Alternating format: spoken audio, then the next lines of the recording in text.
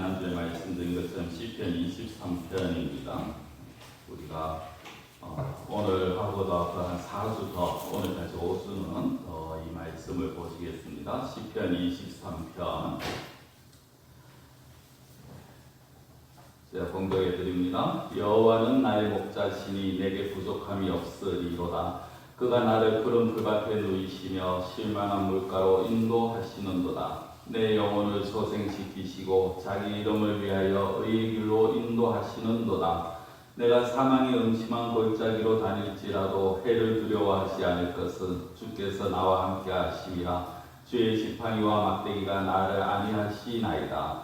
주께서 내 원수의 목전에서 내게 상을 차려주시고 기름을 내 머리에 부으셨으니 내 잔이 넘치나이다.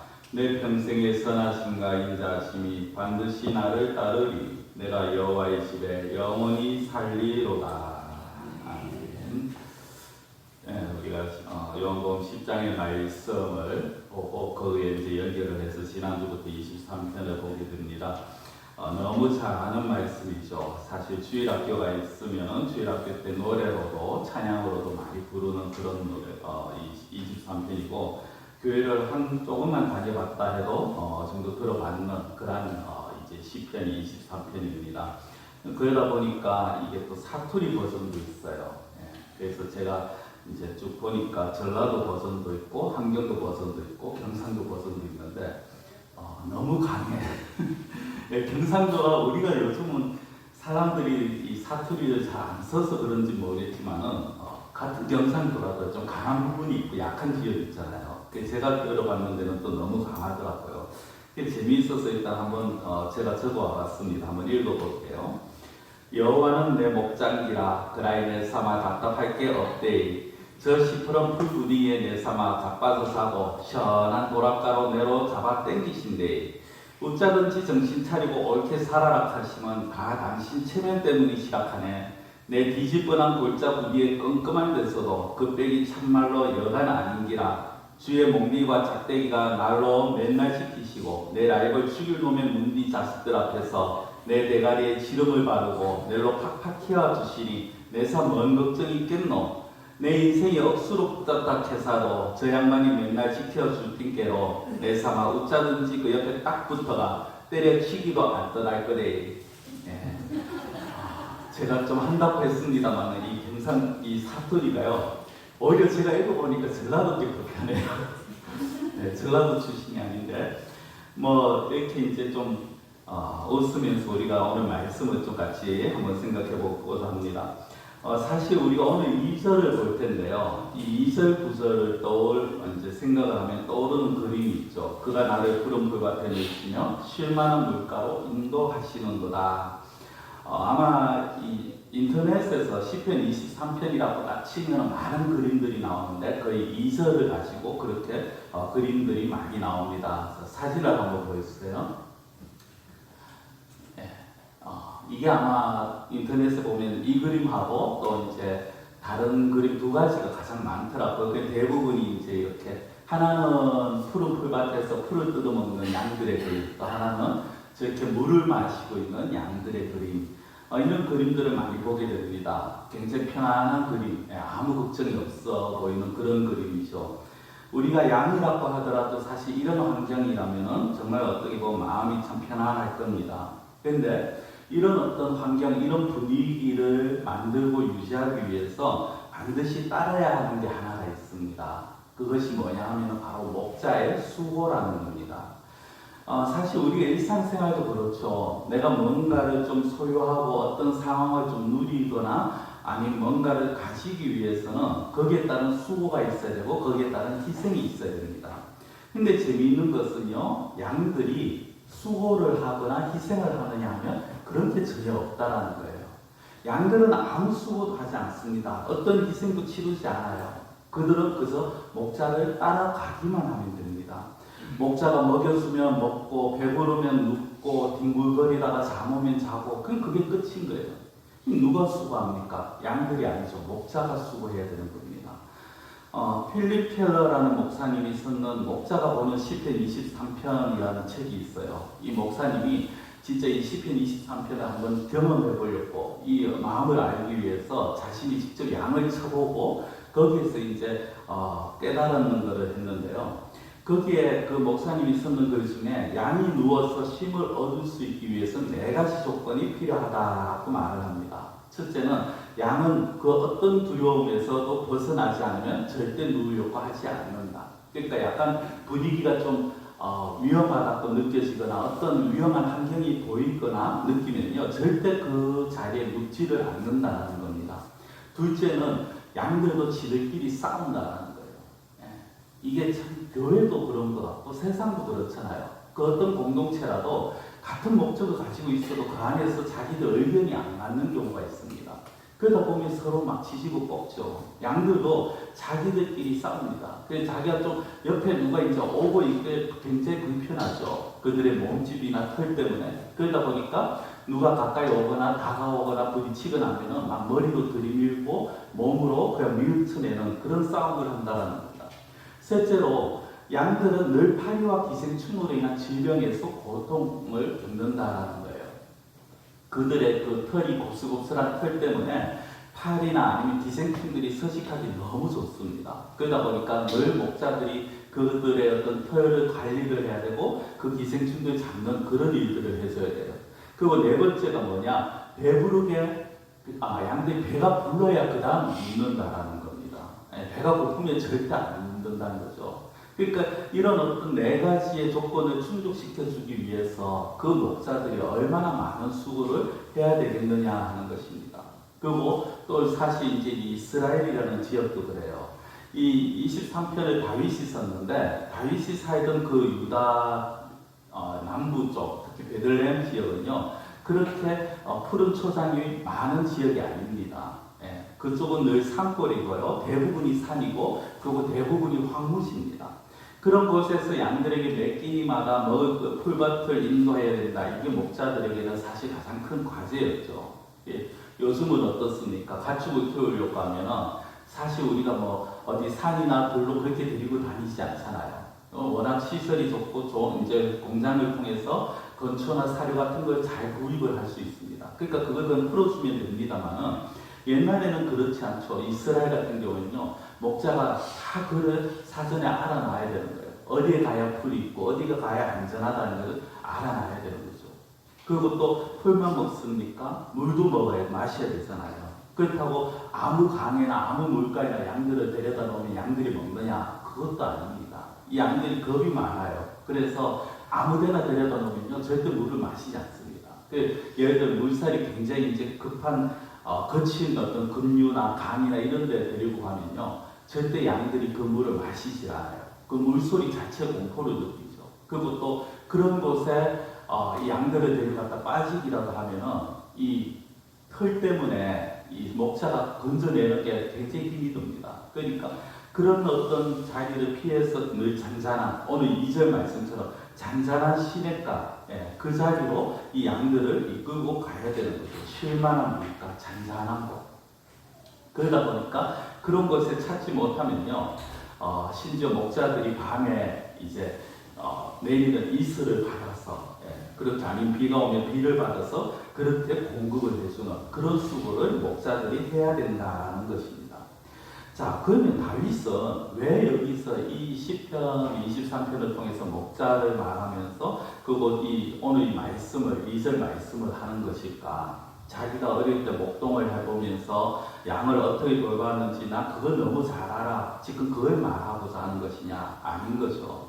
이 2절 말씀을 통해서 다윗은 정말 목자 되신 하나님이 자신을 어떻게 인도하셨고 어떻게 자신에게 필요한 것을 공급해 주셨는가를 지금 말씀을 하고 있다는 것입니다. 우리의 인생사도 마찬가지예요. 하나님께서는 늘 우리에게 좋은 걸 주시기 원하십니다. 늘 우리에게 풍족하게 주시기 원하세요. 하나님이 당신의 백성들이 고통당하는 것, 그건 하나님의 마음이 아닌 것이죠. 그래서 예레미야가 3장 33절에 보면은 이렇게 말씀을 합니다. 주께서 인생으로 고생하게 하시며 근심하게 하심은 본심이 아니시로다. 우리가 살아가면서 고생하고 근심하게 하는 것, 그건 하나님의 뜻이 아니라는 거예요. 그런데 왜 우리는 삶을 가면서 갖가지 고생을 하고 있습니까? 우리가 가장 많은 질문을 던지는 게 이겠어나요? 하나님이 우리를 인도하신다면서, 하나님이 우리에게 복 주시길 원하신다면서, 근데 왜 하나님이 우리가 이렇게 우리는 살아가면서 이런 고생을 해야 되고 살아가면서 이런 어려움을 당하느냐? 이게 이제 믿음이 약한 자들에게 이런 문제가 부딪히면은 그 다음에는 어떻게 됩니까? 교회 다녀도 별거 아니네, 교회 다녀도 별것 없네, 아니면 교회 다녀서 그런 거네 라는 이상한 소리 때문에 교회를 멀리하게 됩니다. 근데 여러분, 이거를요, 부모의 입장에서 이걸 한번 생각해 보면 쉽게 이해가 되실 것 같아요. 우리는, 부모들은 자녀들이 고생당하는 것을 원치 않습니다. 그렇죠? 자녀들이 고생길에 들어서기를 원하는 부모는 없습니다. 근데 특별한 경우가 있어요. 두 가지 특별한 경우가 있습니다. 하나는 뭐냐? 부모로서 자격이 없는 부모입니다. 이 무책임한 부모들이 그렇죠. 자녀들이 고생을 하든지 말든지 관심이 없어요. 네가 뭐 알아서 살아라, 네가 고생을 해도 네 인생, 네가 잘 살아도 네 인생, 네하고 내하고는 뭐 별 남남이다, 거의 이런 수준의 그런 어떤 부모, 사실 부모라고 말하기가 어려운 그런 부모죠. 근데 또 다른 경우는요, 정말 자녀들을 사랑하기 때문에 그 고생을 그냥 모른 척하고 넘어가는 경우가 있어요.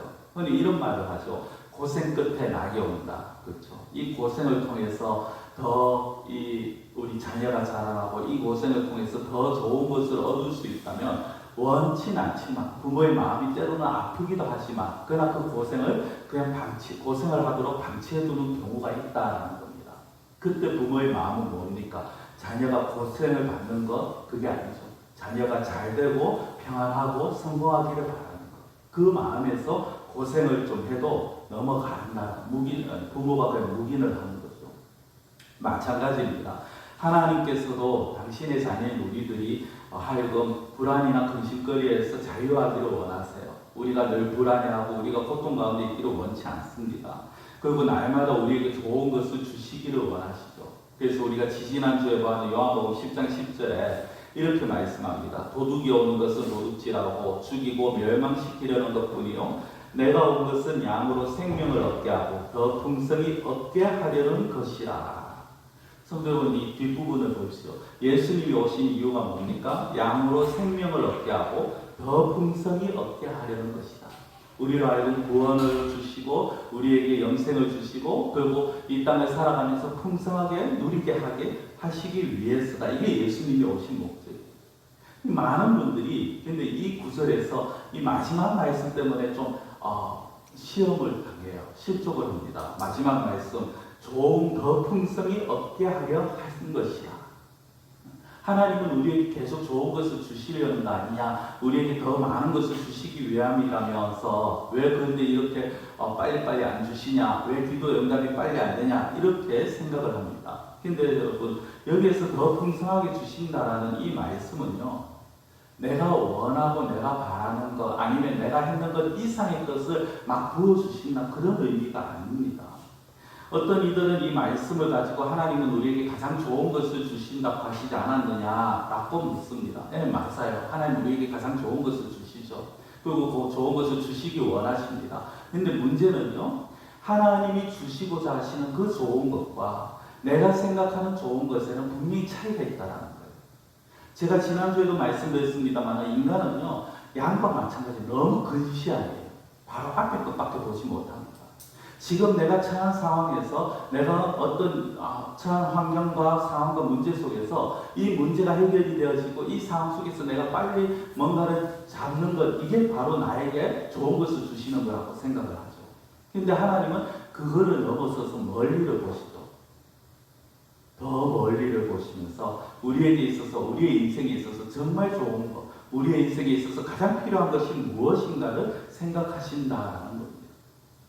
사람들은요, 당장 내가 학생들 같으면 시험을 잘 쳐야 돼요. 그렇죠? 그리고 청년들 같으면 좋은 집을 구하고 좋은 직장을 구해야 됩니다. 내가 원하는 대로 일이 술술 풀려야 되고 내가 계획했던 대로 착착착 진행이 되어져야 돼요. 그런 것을 우리는 풍성하게 주신다라고 많은 사람들이 생각을 합니다. 그래서 그렇게 되기를 원하기 때문에 그렇게 되지 않을 때 하나님을 원망하거나 시험에 들기에도 하게 되는 거죠. 그러나 성도는 하나님은요, 우리가 예수 그리스도 안에서 참 자유와 기쁨을 누리시는 것 가장 큰 목적으로 삼으시는 분이에요. 그리고 그렇게 살아갈 때 우리에게 있어서 정말 좋은 것, 우리에게 있어서 정말 필요한 것을 채워주시는 분이 바로 하나님이십니다. 그렇다면 어떻게 해야지 참된 기쁨과 만족을 누릴 수 있느냐? 어떻게 할 때 하나님이 주시는 그 참된 정말 좋은 것을 풍성히 누릴 수 있느냐? 다른 거 없어요. 양의 입장이 되보시면 돼요. 양에게 있어서 가장 중요한 건 뭘까요? 양에게 있어서 가장 중요한 건 단 목자만 보는 겁니다. 목자만 따르는 거예요. 마찬가지죠. 우리가 정말 중요한 건요, 예수 그리스도로 목자를 인정하고 예수 그리스도의 인도만 받으면 됩니다. 근데 정말 문제가 뭔지 아닙니까? 예수 그리스도를 믿는다고 말을 해요. 예수님이 나의 구주가 되시다고 말합니다. 하나님이 나의 아버지시라고 말합니다. 그럼에도 불구하고 예수님을 인정하지 않아요. 인정하지 않는다는 것은 예수님이 나의 구세주다, 구주다 이걸 인정하지 않는다는 건 아니에요. 그건 믿는다고 해요. 그건 믿어요. 그런데 예수님이 내 인생에서 내 인생을 책임져 주시는 분이라는 걸 인정하지 않는 거예요. 그리고 예수님은 단순히 그냥 내 기도의 통로일 뿐이고 하나님이 내 기도를 들어주시기만 하는 그런 분, 그것만 또 생각하고, 그래서 우리는 늘 하나님께 많은 사람들이 하나님 내가 이런 거 원하지 않습니까? 빨리 들어주십시오. 하나님 내 아버지시라며, 하나님 내 목자라며, 그럼 이거 빨리 들어주셔야죠. 이런 어떤 넓은 신보만을 가지고 있다라는 거예요. 성도 여러분, 양은요 그렇게 막 뭔가를 바라면서 목자한테 들이대거나 목자의 지시를 무시하거나 그렇게 하지 않습니다. 양은 그저 목자만 말합니다. 그런데 우리도 마찬가지죠. 예수님이 참된 목자이시면 우리가 인정하고 예수님만을 따라야 됩니다. 그럴 때 우리의 삶 속에서 불안이나 근심이나 걱정들이 사라져진다는, 아니 사라진다기보다는 하나님께서 책임져 주신다는 거예요. 우리가 살아가면서 여러분도 오해하지 마셔야 될 게, 하나님의 자녀들이 살아간다고 하면서 근심거리가 없고 걱정거리가 없고 문제가 생기지 않는다? 아니요. 절대 그렇지 않습니다. 하나님의 자녀들 역시 살아가면서 수많은 문제를 만나고 수많은 근심 가운데 있어요. 근데 여러분 생각해 보십시오. 내가 그 근심 걱정을 부둥켜 안고 내가 끙끙거린다고 해서 그 문제들이 해결이 되어집니까? 그것들이 나를 편안하게 해주던가요? 아니요. 절대 그렇지 않습니다. 단순 예로 보험이라는 게 있죠. 네. 미래에 대한 불안감 때문에 우리가 염려 때문에 되지 않습니까? 저도 최근에 일을 하나 겪고 나서 그래도 내가 치료비는 마련해놔야겠다. 이제는 내 거는 내가 해야겠다 싶어서 보험을 하나 또 들어놓고 하기는 했는데요. 보험 중요하죠. 좋습니다. 제가 보험 들지 마라, 적금 들지 마라 그런 말씀, 저는 그 말씀을 안 하잖아요. 보험 들 수 있는 여력이 되면 들어야 돼요. 적금 들 수 있는 여력이 되시면 드십시오. 그런데요, 그 보험이나 적금에 거기에 우리의 장래가 보장이 된다라고 그렇게 생각하셔서는 안 된다. 내가 보험을 몇 개 들어놓고 내가 적금을 들어놨으니까 내 미래가, 내 장래가 어느 정도 보장이 되어지고 나는 좀 안전하게 살 수 있을 거야. 절대 그런 착각을 하시면 안 돼요. 그거는 그냥 하나의 어떤 하나님께서 우리에게 주신 물질 가운데서 우리가 여유롭게 또 안전하게 그렇게 사용하는 것 뿐이라는 거죠. 제가 이전에 있던 지역에 이제 주변 목사님들하고 같이 이 모임을 하면서 어느 목사님이 저한테 이제 그런 말씀을 하시더라고요. 이제는 목회자들도 미래를 대비해야 돼. 노후를 대비해야 돼. 그러니까 이제 뭐 교회에서 퇴직연금 나오는 거 그걸로는 사실 어디 가도 이제는 은퇴하고 나면 못 산다. 그러니까 뭐 우리도 뭐 국민연금을 들어야 돼, 무슨 뭘 해야 돼 이렇게 말을 해요. 근데 그러면서 그 목사님이 하신 말씀이 국민연금을 들려고 하니까 최소 금액이 그래도 지역에서 10만 원이더라. 근데 작은 교회에서 이걸 어떻게 하냐. 그래서 자기 나름대로 그래서 내가 머리를 썼다. 굉장히 하나님께서 지혜를 주시더라 하면서 막 이야기하는 게 뭐냐면 사모나 아니면 장로님을 교회 대표로 세우는 거죠. 보통 교회 대표가 목사입니다. 담임 목사로. 근데 이제 교회 대표로 세우고 목사는 거기에서 월급을 받는 그냥 직장인으로 해요. 그러면은 농어촌이니까 최소로 해서 5만 원이면은 연금 가입이 된다. 그러니까 이제 그러면은 내가 은퇴를 해도 70이 넘어가도 정도 노후 보장은 될 거다. 예, 충분히 그 목사 말씀 제가 이해는 간다 했어요. 맞죠. 그럼 그럴 수 있으면 그것도 괜찮겠죠. 라고 했어요. 그러나 한편은 그런 생각이 듭니다. 여러분, 그렇게 해서, 그렇게까지 해서 내 노후를 보장해야 된다. 그 준비해야 된다. 과연 그게 올바른 자세인가? 그게 과연 올바른 자세인가? 여러분, 우리가 노후를 준비하라는 걸 제가 앞서도 말씀드렸지만 필요 없다라는 거 아니에요. 할 수 있으면 해야 되겠죠. 그러나 그렇게 준비하는 것이 그렇게 준비를 해야 된다. 그렇게 노후를 준비하고 장래를 준비해야 된다. 그것 때문에 우리가 머리를 싸매고 그것 때문에 고민하고 그때 근심한다. 그럴 필요가 없다라는 거예요. 그럴 필요가. 그거는 하나님께서 그때 대해서 책임져 주시는 부분이죠. 우리가 할 수 있으면 하면 좋지만 할 수 없는 것까지 내가 끙끙댈 필요는 없어요. 성경은 양들이 내가 내일은 어디 가서 뭘 먹을 수 있을까? 내일은 내가 꼴을 먹을 수 있을까? 내일은 내가 물을 마실 수 있을까? 이런 걱정할 것 같습니까? 아니요. 양은 그날 목자가 인도하는 대로 따라다니면서 그냥 그대로 그 목자의 지팡이만 따라다니면서 꼴을 먹고 물을 마시는 거죠. 사랑하는 성도 여러분, 우리가 기억해야 될 것은 하나님이 우리를 사랑하신다는 것입니다.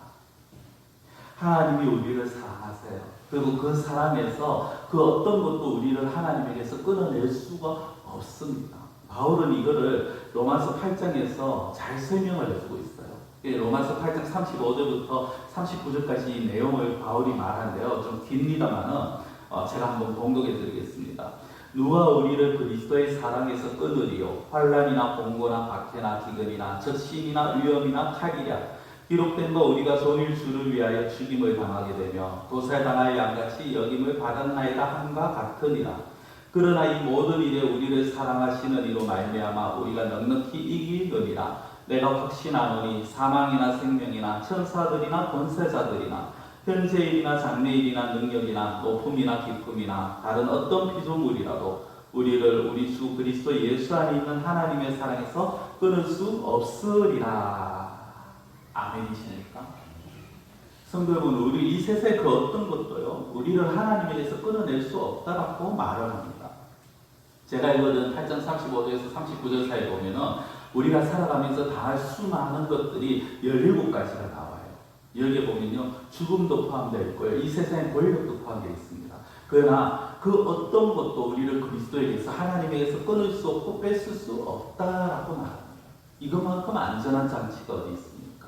이것만큼 가장 확실한 안전장치가 어디 있습니까? 우리가 아무리 많은 것을 내가 준비하고 노력한다 해도 하나님의 손에서 떠나버리면, 하나님에게서 떨어지면 우리는 아무것도 우리를 안전하게 지켜줄 수가 없어요. 그러나 이 세상에서 우리가 가지고 있는 게 없다 할지라도, 부족하다 할지라도, 다른 사람이 볼 때는 어리석게 보인다 할지라도 하나님과 함께 있게 된다면, 하나님 안에 거한다면 우리는 가장 확실한 안전장치를 가지고 있다는 것입니다. 그리고 그 안전장치가 답니까? 예수님이 우리의 목자가 되어 이끌어 가실 때 우리가 순종하고 따라가기만 한다면 우리의 심령이, 우리의 영혼이 푸른 풀과 실만한 물가에 놓은 양같이 그렇게 된다는 거죠. 자, 그럼 이제 마지막으로 우리에게 그런 허락하신 그 푸른 풀밭과 실만한 물가가 어디냐? 오늘 다윗이 그렇게 말하잖아요. 그가 나를 푸른 풀밭에 누이시며 실만한 물가로 인도하시고. 그러면 오늘 하나님께서 우리를 인도하시는 그 푸른 풀밭과 실만한 물가는 어디일까요? 여러분, 그곳이 어디일까요? 돈, 건강, 가성? 아니요. 푸른 풀밭과 실만한 물가는 바로 교회입니다. 이 교회라는 건요, 어떤 교회당이라는 건물을 말씀드리는 게 아니에요. 하나님의 말씀이 있는 곳이고 교제가 있는 곳이고 그곳이 바로 푸른 풀밭과 실만한 물가인 것입니다. 모이기를 힘쓰고 예배드리기를 힘써야 되는 그 장소가 바로 푸른 풀밭이라는 거예요. 성도 여러분, 교회에 오셔 예배를 드립니다. 오늘부터 이제 오후 시간에 예배에 대해서 제가 또 몇 주간 말씀을 드리겠습니다만은 이 예배에 드린다는 거, 교회에 온다는 건요, 성도 여러분, 형식적인 참여가 아니에요. 옛말 그런 말이 있죠. 말을 물가에 끌고 갈 수는 있어도 물을 마시게 할 수는 없다라는 말이 있습니다. 물을 마시는 주체는 결국 말입니다. 그렇죠? 마찬가지예요. 목자가 양을 아무리 좋은 풀밭 쉴만한 물가로 끌고 가도 데리고 가도 그들이 자기가 안 먹으면 안 마시면 그만인 겁니다. 제가 설교를 잘한다고 하는 소리가 아니라 말씀을 들을 때 오늘 장로님 기도하신 것처럼 그 말씀이 영감으로 들려야 되고 그 말씀이 하나님의 말씀으로 들려야 되는 거예요. 우리가 이 말씀을 보면서 이 말씀, 나 저 말씀 알아. 어떤 내용이야. 그렇겠지 하고 귀마가 버리면 아무 의미가 없어요. 여러분들 은혜를 받으시기를 원하시죠? 하나님의 은혜가 받기 위해서는 삼박자가 있어야 됩니다. 그 삼박자가 뭐냐? 은혜를 주시는 하나님의 은혜, 그리고 전하는 자와 듣는 자, 이 삼박자가 되어 있어야 돼요. 그런데 아무리 하나님께서 은혜를 주시고 해도요, 전하는 자가 아무리 좋은 풀을 갖다 줘도 듣는 자가 귀마가 버리고 안 먹어버리면 듣는 자가 선입견을 가지고 들으면 아무 소용이 없다라는 거예요. 다시 말씀드리지만 우리는 모이기에 있어야 돼요. 함께 예배 드리는 그 시간에 그 자리에 모이는 것을 귀하게 여겨야 됩니다. 기억이 안 나실 겁니다만 교회에서 중직이라고 불려지는 그러니까 안수집단 권사님 장로님들은 아마 거의 서약을 할 때 이 서약을 항상 지나갑니다. 무슨 서약이냐면 모든 공예배 내용은 이거예요. 모든 공예배에 빠지지 않고 참여하겠습니까? 모든 공예배를 참여하겠느냐라는 질문을 항상 합니다. 기억이 안 나시면 아마 서약하실 때 그 관심이 없었든지 대충 하셨든지 아니면 시간이 오래됐었든지 그렇겠죠. 그런데 우리가 헌법에 그게 나와 있어요. 직분자들 서약할 때는 항상 그게 들어갑니다. 그럼 그 공예배가 뭐냐? 교회에서 공식적으로 정한 예배. 이 주일 오전 예배, 오후 예배, 수요일. 제가 수요일에 기도를 조금이라도 더 하자고 해서 기도해라고 했지만 사실 수요일 예배죠. 원칙적으로요, 모든 직분자들은 이 세 가지에는 정말 무슨 일이 있어도 참석해야 되는 거예요. 이 시간에 모여서 말씀 듣고, 이 시간에 모여서 찬양하고, 이 시간에 모여서 기도하고, 그게 바로 좋은 풀과 좋은 물을 먹고 마시는 겁니다. 그 마지막으로 한마디만 간단히 덧붙인다면요, 성도들 목회자를 위해서 기도하셔야 돼요. 앞서 장로님 기도하셨지만은 사실 목회자는 작은 목자라고 할 수 있습니다. 목회자가 목자는 아니에요. 목자는 목회자가 그러니까 무조건 목회자를 따라서 해야 된다. 아니, 목회자는 어떻게 보면 참 목자의 옆에서 수발드는 자, 작은 목자라고 그렇게 이름을 제가 붙이겠습니다. 그 작은 목자를 위해서 기도하셔야 돼요.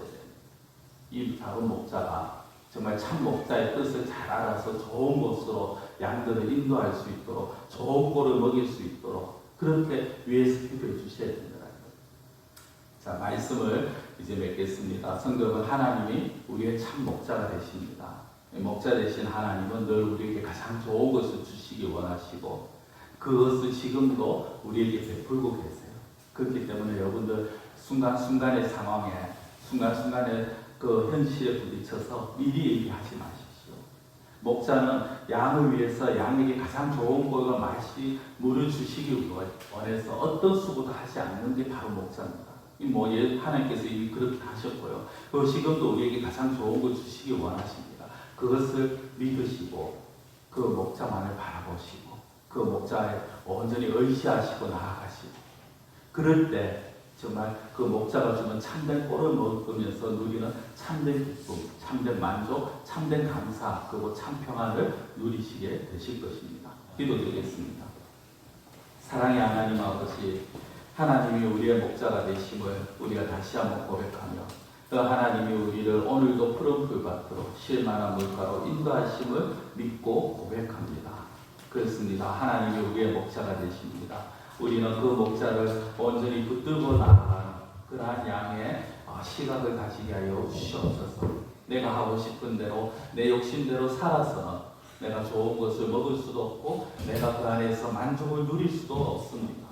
그러나 목자 되신 하나님의 그 지팡이만 보고 따라갈 때 우리는 참된 정말 좋은 꼴을 그리고 참된 안식을 누릴 수 있다는 것을 저희들이 늘 기억하게 하시고 우리의 살아가면서 부딪히는 수많은 현실의 상황에 일희일비하는 자가 아니라 정말 목자만을 바라보면서 그 안에서 참된 안식과 평안을 누릴 수 있는 그러한 저희들의 삶이 되어질 수 있도록 주님 주장하여 주시옵시고 붙들어 주시옵소서. 간절히 원하고 예수님의 이름으로 기도드려옵나이다.